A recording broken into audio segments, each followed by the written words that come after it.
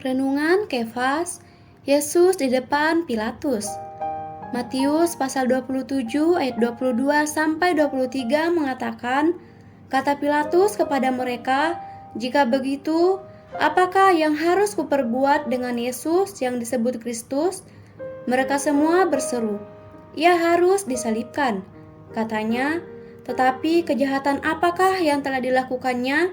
Namun mereka makin keras berteriak, "Ia harus disalibkan."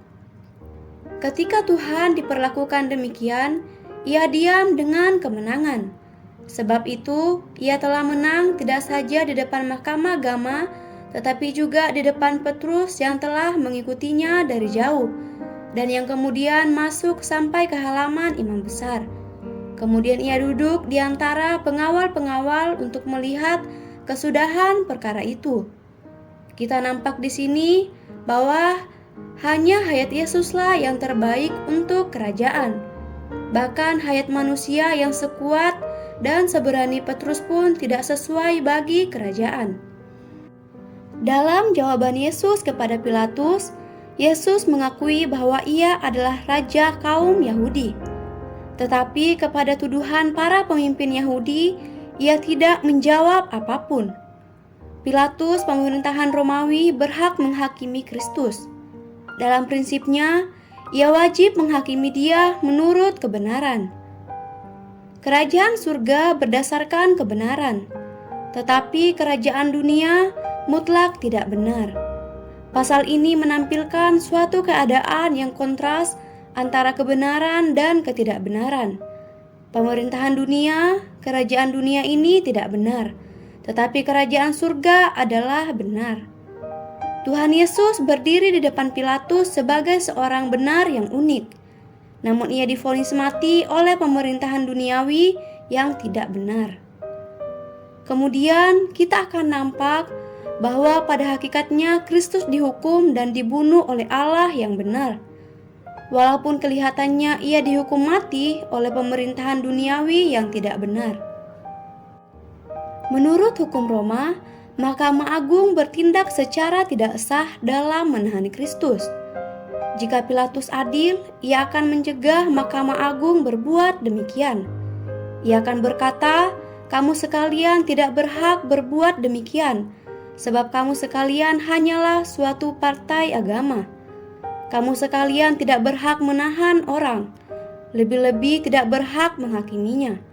Ini tidak sah." Pilatus tidak berkata demikian sebab ia tidak benar dan pengecut. Takut terhadap pemimpin agama Yahudi, Pilatus bertindak melawan hukum Roma yang amat kuat. Kerajaan Roma sangat termasyhur hukumnya.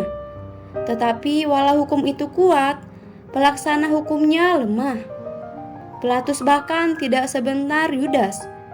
Jika pengkhianat Tuhan Yesus dapat mengatakan bahwa ia telah menjual darah orang yang tak berdosa, pemerintahan kerajaan seharusnya bahkan lebih benar.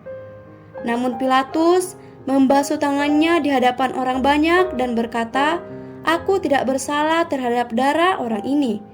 Itu urusan kamu sendiri." Ini suatu lepas tangan yang pengecut dan tak bertanggung jawab. Sobat Kefas, hukuman mati orang Yahudi ialah dirajam dengan batu hingga mati.